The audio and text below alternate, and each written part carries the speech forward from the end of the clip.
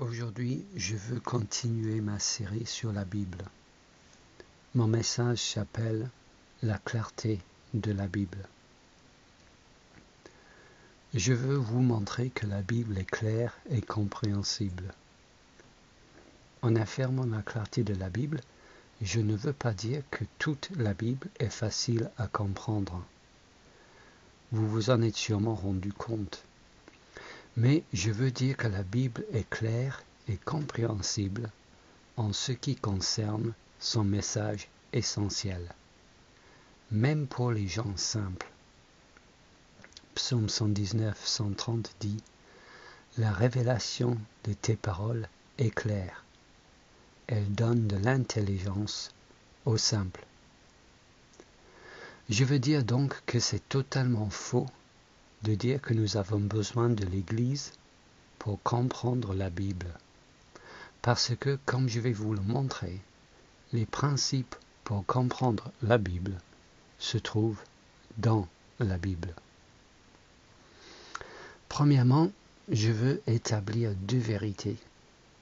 Je veux montrer que la Bible est claire et que la Bible est précise.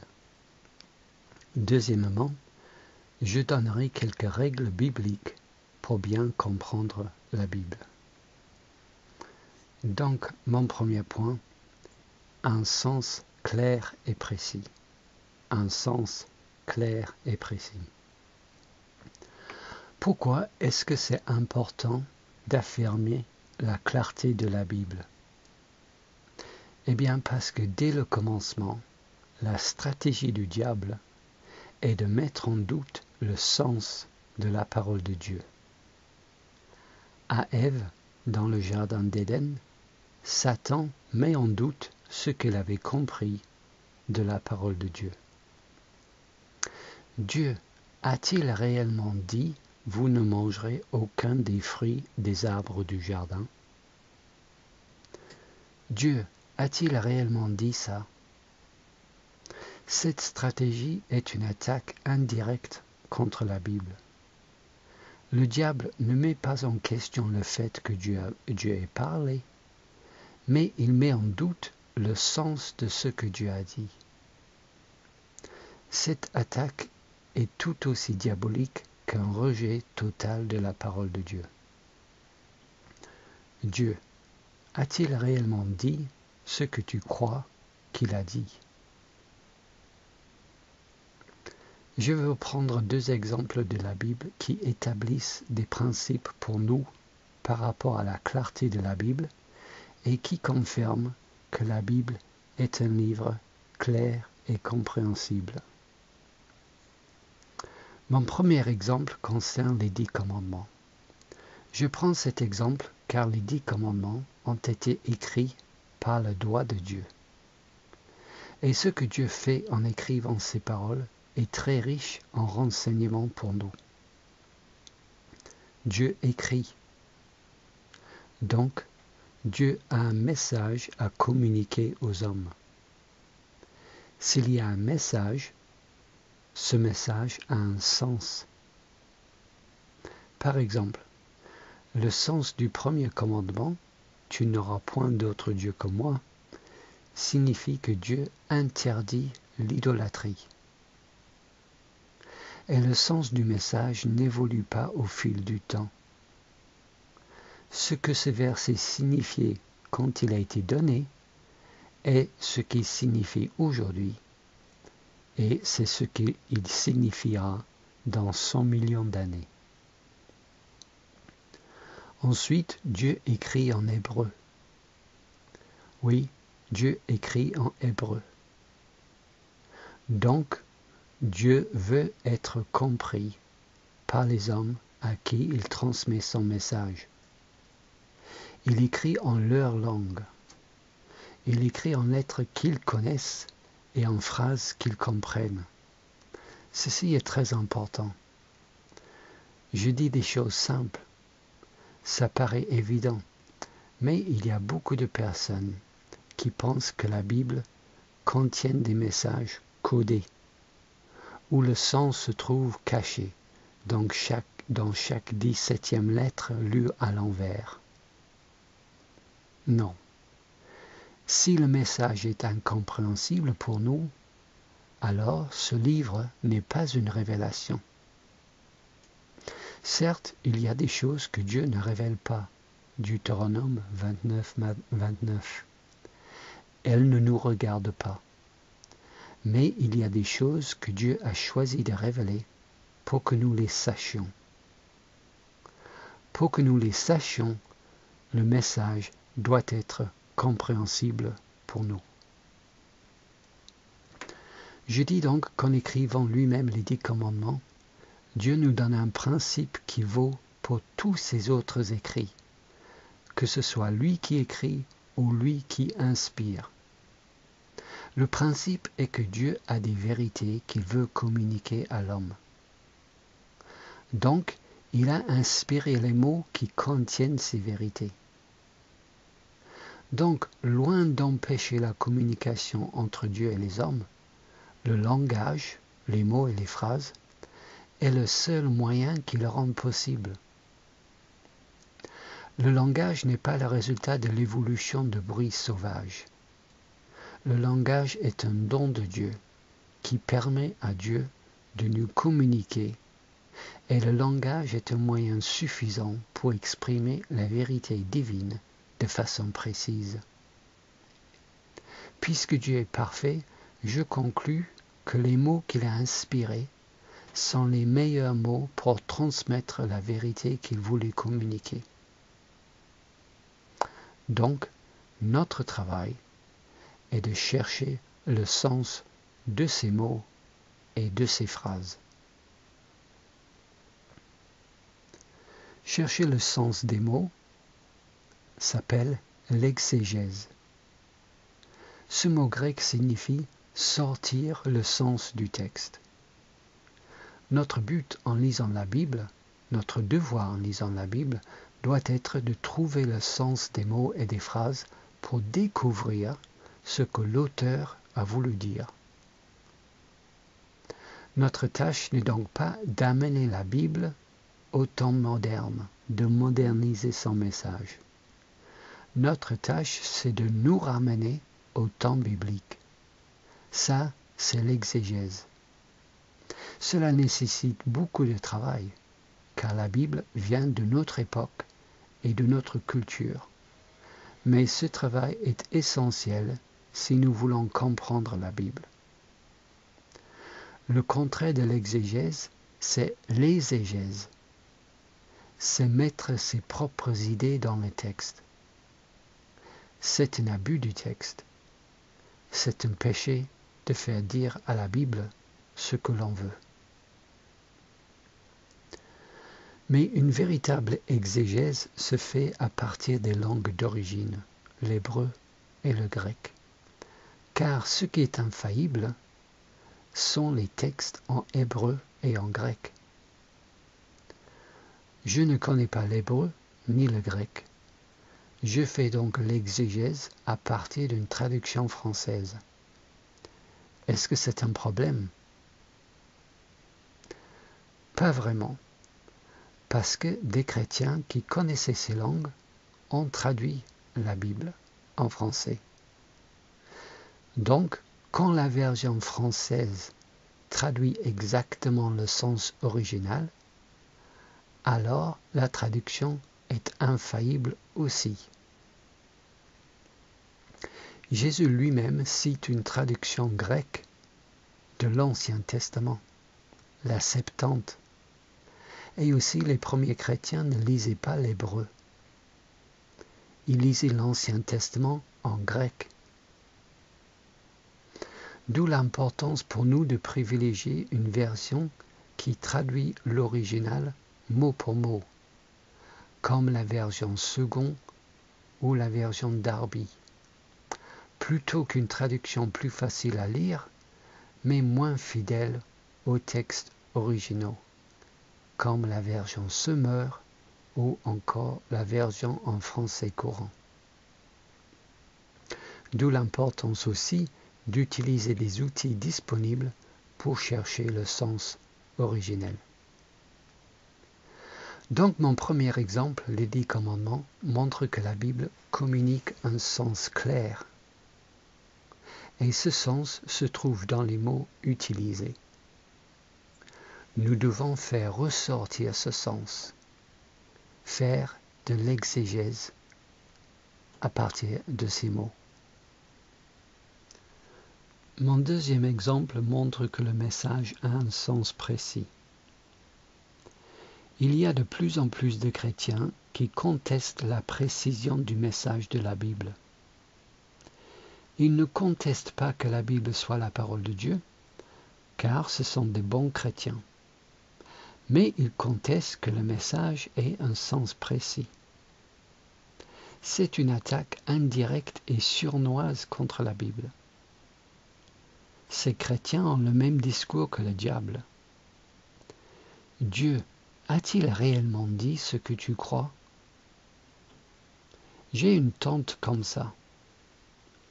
Pourtant, elle est responsable d'un groupe de femmes dans une église évangélique. C'est justement ça le drame. Nous l'avons vu cet été et nous avons parlé du mariage homosexuel avec elle. Et nous n'étions pas d'accord. Quand nous lui avons montré que la Bible condamne les pratiques homosexuelles, elle a dit que ça, c'était notre interprétation de la Bible, mais qu'elle en avait une autre, et que la nôtre ne valait pas plus que la sienne. Pour elle, tout est une question d'interprétation. C'est le postmodernisme. Puisque chacun interprète la Bible de façon différente, on ne peut pas savoir ce que la Bible dit. Et puisque nous ne pouvons pas savoir ce que la Bible dit, c'est la preuve qu'elle ne dit rien de précis. Mais bien sûr, le postmodernisme est faux. Ce n'est pas parce que certaines personnes, comme ma tante, ne comprennent pas le message de la Bible que le message n'a pas de sens précis. Le message ne signifie pas ce que nous voulons. Ma position est que chaque mot, chaque phrase, chaque paragraphe et chaque livre de la Bible a un sens précis et donc un seul sens. Encore une fois, c'est Dieu lui-même qui nous donne l'exemple à suivre ici. Non pas comme auteur de la Bible, mais cette fois comme utilisateur de la Bible. C'est l'exemple de notre passage. Et c'est encore le diable qui nous donne l'exemple à ne pas suivre. Quand le diable tente Jésus dans le désert, le diable cite la Bible pour essayer de faire chuter le Seigneur. Nous lisons, le diable le transporta dans la ville sainte, le plaça sur le haut du temple et lui dit, « Si tu es fils de Dieu, jette-toi en bas, car il est écrit, il donnera des ordres à ses anges à ton sujet, et ils te porteront sur les mains, de peur que ton pied ne heurte contre une pierre. » Si Jésus avait été comme ma tante, il aurait répondu à Satan, « D'accord, il y a plusieurs façons d'interpréter la Bible. Ton interprétation est vraie pour toi. Mais pour moi, ce verset dit autre chose. Mais l'important, c'est que chacun trouve sa vérité dans la Bible. » Et si Jésus avait répondu ça, le christianisme serait mort. Mais Jésus ne dit pas ça. Jésus corrige Satan sur sa mauvaise façon d'interpréter le verset qu'il utilise. Jésus lui dit, « Il est aussi écrit, tu ne tenteras point le Seigneur ton Dieu. » Si je paraphrase ici, Jésus dit, « Certes, la Bible dit ce que tu dis, mais elle donne aussi le commandement de ne pas tenter Dieu. Puisque la Bible ne peut pas se contredire, et puisque se jeter du vide reviendrait à tenter Dieu, ce que tu penses que ton verset dit est faux. Donc, ton interprétation du verset est mauvaise. Donc, tu tords le sens de ce verset pour pouvoir me tenter.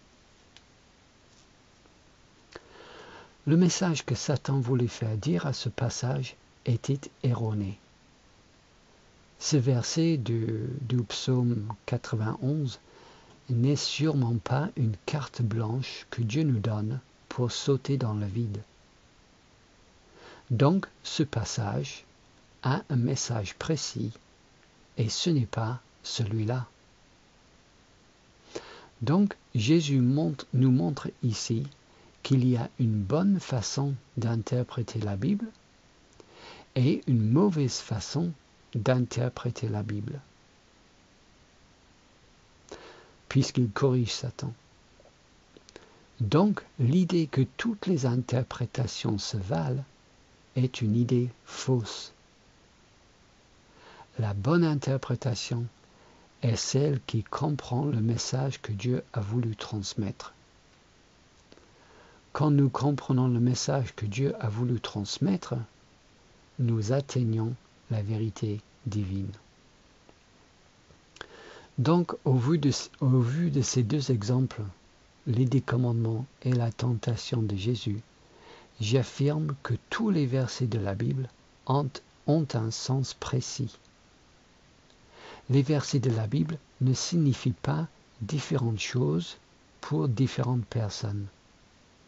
Les versets de la Bible ne signifient pas ce que chacun veut. La première question qu'on doit poser donc en lisant la Bible n'est pas « qu'est-ce que ce verset me dit ?»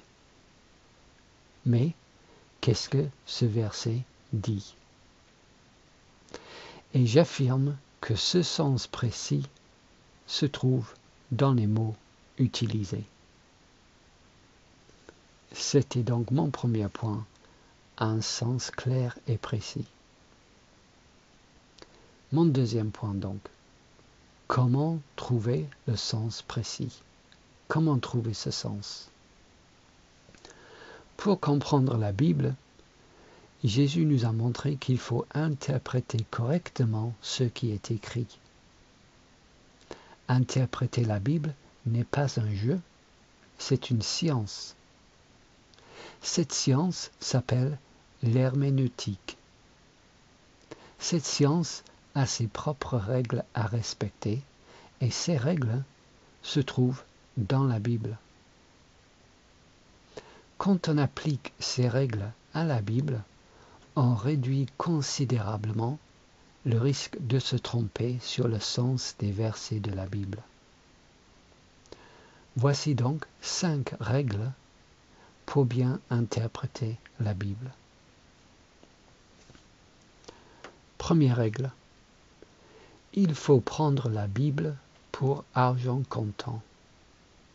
Il faut prendre la Bible pour argent comptant.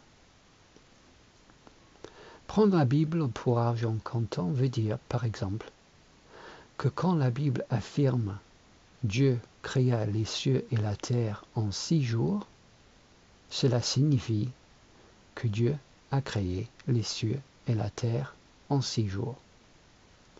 On prend le message pour argent comptant.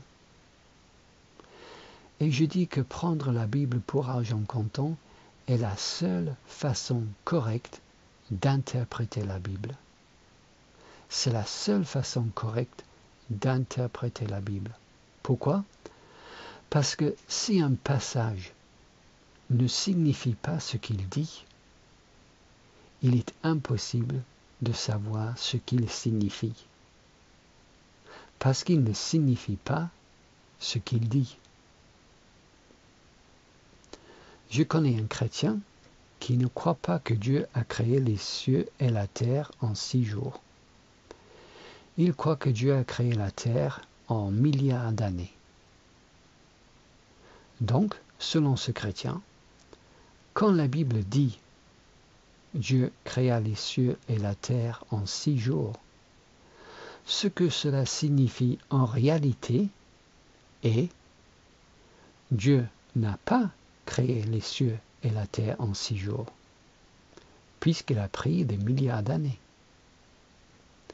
Donc, ce que nous sommes vraiment censés comprendre dans ce verset, selon ce chrétien, est en fait le contraire de ce qui est écrit.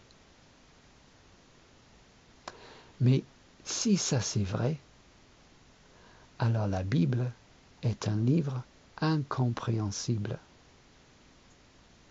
Si c'est vrai, la Bible est un livre incompréhensible. Parce que non seulement elle ne signifie pas ce qu'elle dit, mais pire, elle peut signifier le contraire de ce qu'elle dit. Donc, peut-être dans le Nouveau Testament, quand nous lisons « Dieu a ressuscité Jésus des morts », ce que nous sommes vraiment censés comprendre est « Dieu n'a pas ressuscité Jésus des morts ». Et bien sûr, ça c'est impossible. Si on ne prend pas la Bible pour argent comptant, nous ne pouvons pas la comprendre. Donc, je dis que la seule façon correcte de lire la Bible est de prendre ce qu'elle dit pour argent comptant. C'est la première règle.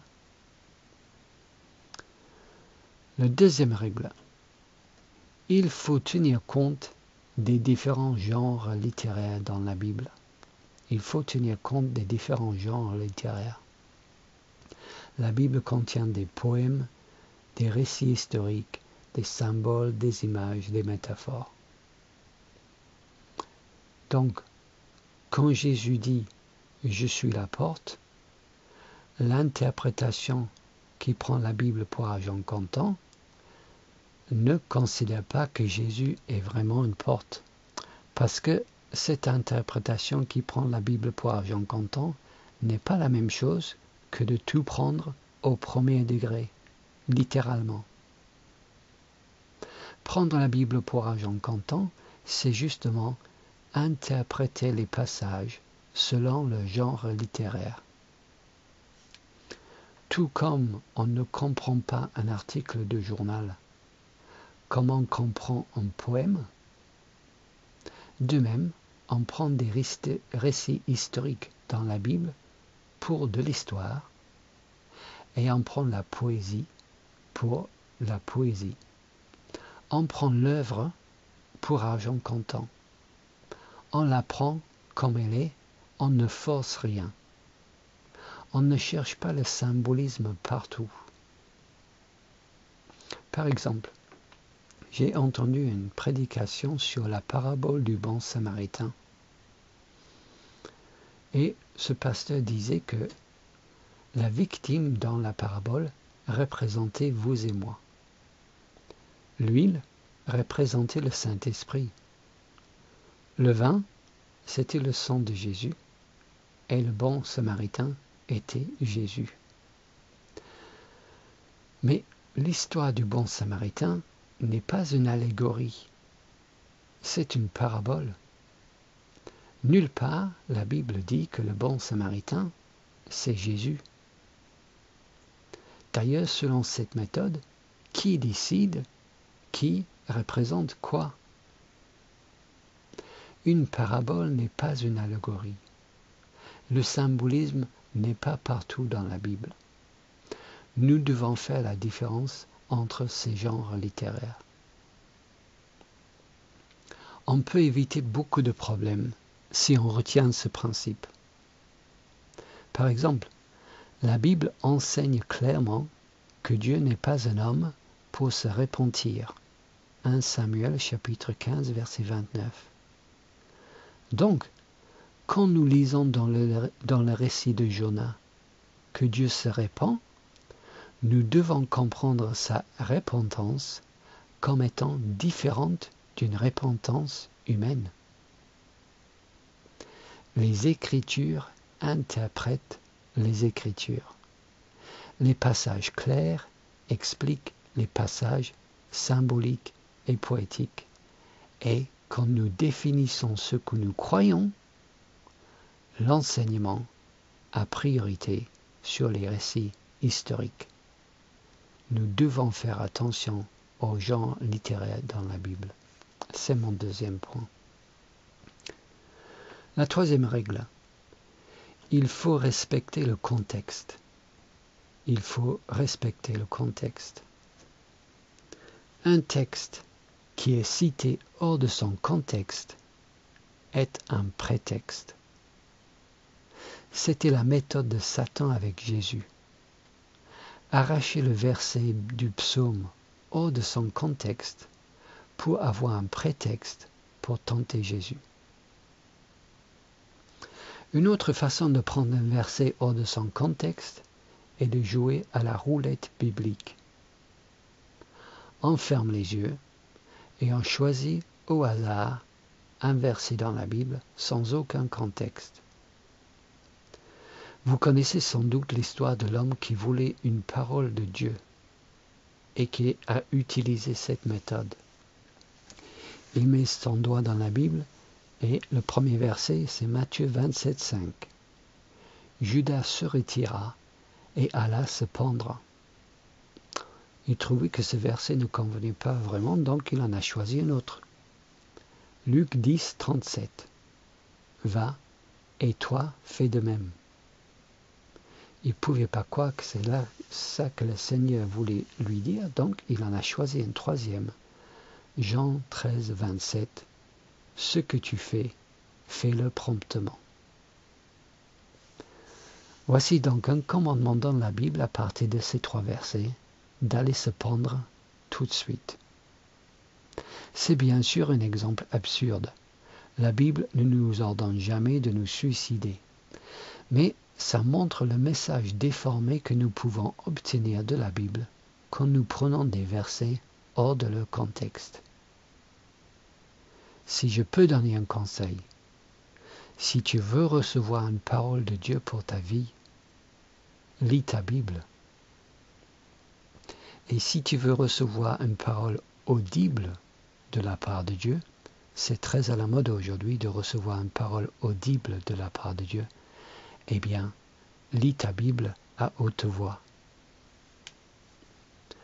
La roulette biblique est un exemple extrême.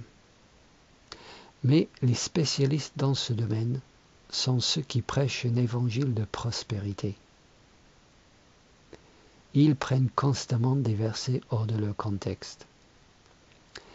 Par exemple, j'en ai entendu un récemment qui a pris le verset en Jérémie, chapitre 29, verset 11, qui dit « Car je connais les projets que j'ai formés pour vous, dit l'Éternel, projets de paix et non de malheur, afin de vous donner un avenir et de l'espérance. » C'est un très beau verset.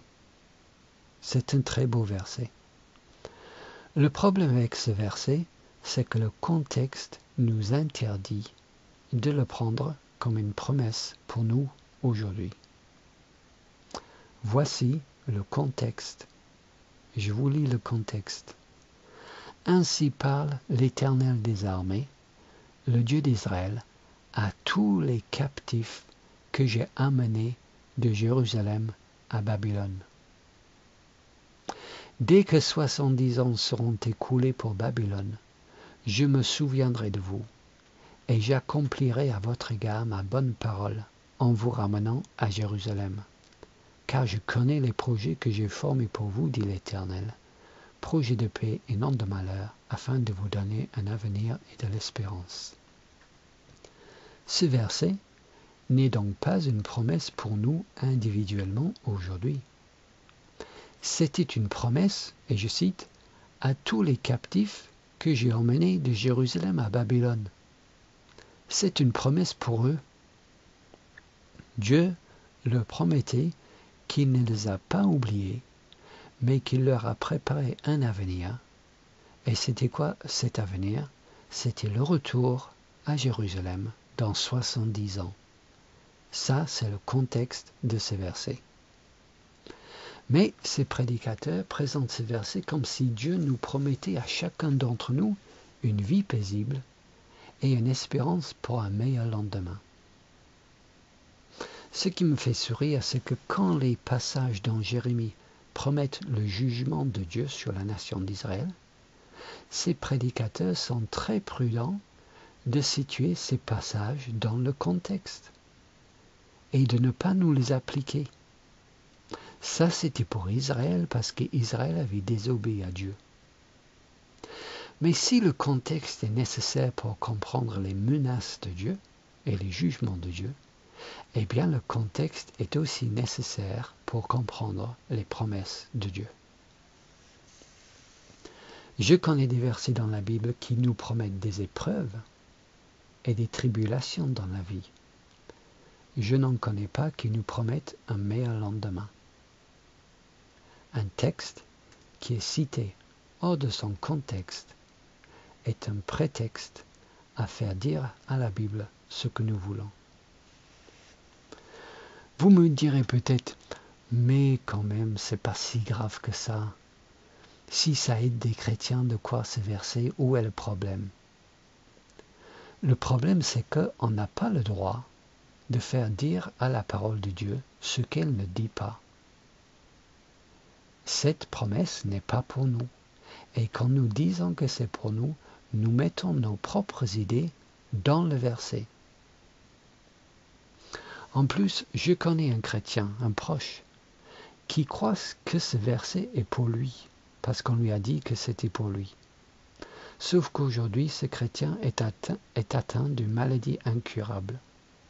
Selon les médecins, il lui reste 3 ans à vivre, et de jour en jour, il dépérit. Pour lui, cette promesse ne se réalise pas. Il ne comprend pas pourquoi. Il est désemparé, et il commence à douter des promesses de Dieu. Mais Dieu ne lui a jamais fait cette promesse. Dieu ne lui a jamais fait cette promesse. Dieu a fait cette promesse à la nation d'Israël et Dieu a tenu parole comme il le fait toujours. Il a ramené Israël à Jérusalem au bout de 70 ans. Ce verset n'est pas une promesse pour nous. Un texte qui est cité hors de son contexte est un prétexte. Règle numéro 4. Il faut comprendre que la révélation est progressive dans la Bible. Dieu s'est révélé progressivement dans la Bible. Il faut connaître l'Ancien Testament pour comprendre le Nouveau Testament. Et ce qui est dit dans le Nouveau Testament clarifie ce qui a été dit dans l'Ancien Testament. C'est le principe de tota scriptura. Il faut prendre tout ce que dit la Bible sur un sujet pour bien comprendre ce sujet. La révélation est progressive, mais elle ne se contredit pas, elle n'est pas contradictoire. Ce qui arrive après complète, mais ne contredit pas ce qui a été dit au début. Ce que le Nouveau Testament nous révèle sur Dieu complète, mais ne contredit pas ce que l'Ancien Testament nous révèle sur Dieu. Et ici, je ne veux pas fuir des questions difficiles. C'est tellement facile de faire l'autruche. Mais j'ai le devoir, en tant que prédicateur de la parole de Dieu, de m'adresser aux problèmes qui vous tracassent concernant la révélation progressive de Dieu. Dans l'Ancien Testament, il y a des choses qui sont dures à comprendre. Je devrais plutôt dire faciles à comprendre, mais dures à accepter. Dans les Nombres, le livre de Nombres, chapitre 31, nous lisons que Dieu envoie les Israélites à la guerre pour pratiquer le génocide contre les Madianites, c'est-à-dire l'extermination intentionnelle de personnes en raison de leur religion. Dieu envoie donc les Israélites à la guerre pour pratiquer le génocide contre les Madianites. Et en effet, les Israélites massacrent beaucoup de Madianites, mais ils ne massacrent pas assez. Ils épargnent les femmes et les enfants. Ils amènent donc les femmes et les enfants prisonniers à Moïse. Et que dit Moïse? Eh bien, tout d'abord, Moïse s'irrite contre eux pour ne pas avoir fait ce que Dieu leur avait ordonné. Ensuite, nous lisons le commandement de Moïse pour ses prisonniers de guerre. Chapitre 31, verset 17. Maintenant, tuez tout mâle parmi les petits-enfants, et tuez toute femme qui a connu un homme. Voilà ce qu'il dit Moïse. Ces petits garçons et ces femmes viennent de voir leur père et leur mari se faire massacrer par les Israélites. Et voilà la sentence de Moïse pour eux. Tuez-les tous au tranchant de l'épée. Ce Dieu-là ne peut pas être le même Dieu qu'au Nouveau Testament. C'est pas possible. Mais je dis attention. Attention, prenons un peu de recul. Nous sommes tous influencés par la culture dans laquelle nous vivons. Nous sommes tous influencés par la culture dans laquelle nous vivons. Ces passages nous choquent parce que dans notre culture occidentale du XXIe siècle, la miséricorde, la compassion, la tolérance de l'autre est vue comme la valeur suprême. Ce sont des valeurs suprêmes de notre culture. Mais d'autres cultures qui ont existé dans l'histoire et qui existent encore aujourd'hui dans le monde ont d'autres valeurs. Ces passages ne choqueraient pas les personnes issues de ces cultures.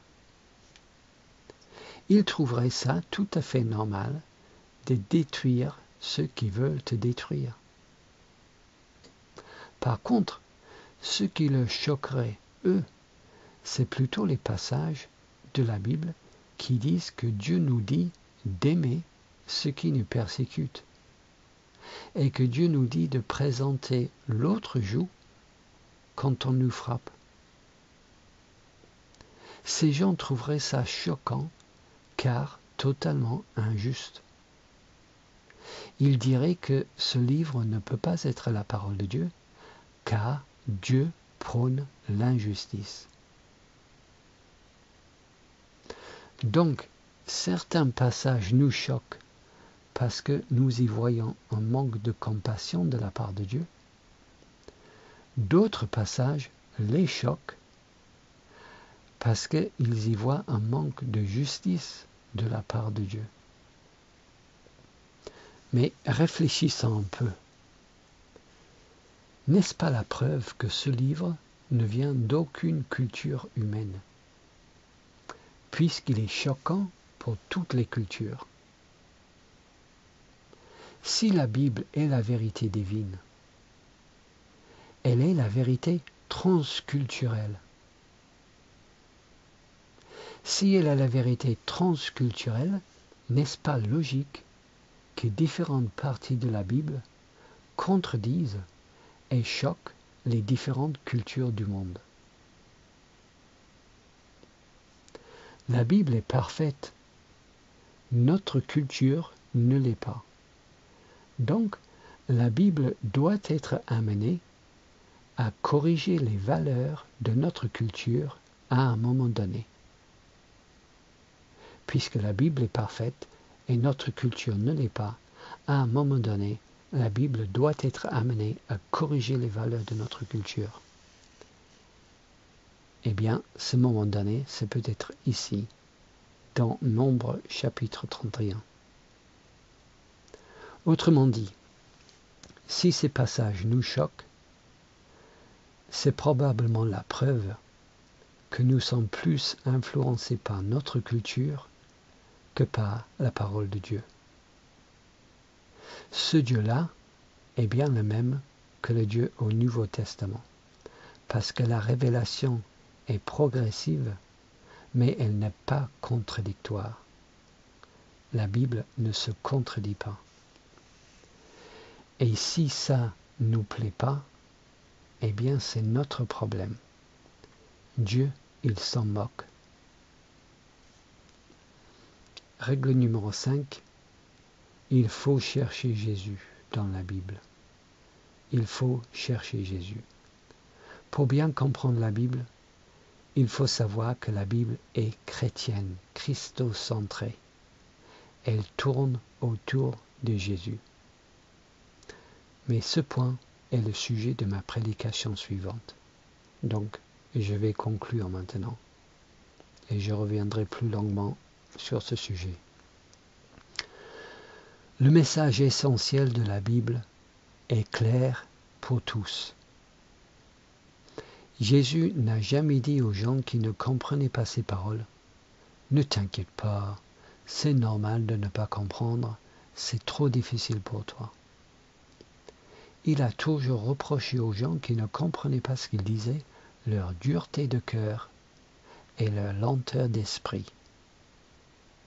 Donc, si nous ne comprenons pas la Bible, ce n'est pas la faute de la Bible, c'est notre faute.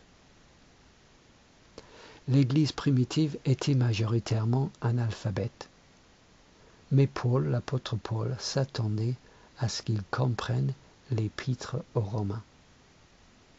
Nous aussi. Nous sommes comme un aveugle devant le diamant le plus précieux au monde. Au ciel, on comprendra tout le sens de ce livre. Et je pense qu'on se demandera, comment se fait-il qu'on ne s'est pas prosterné devant la perfection de son message?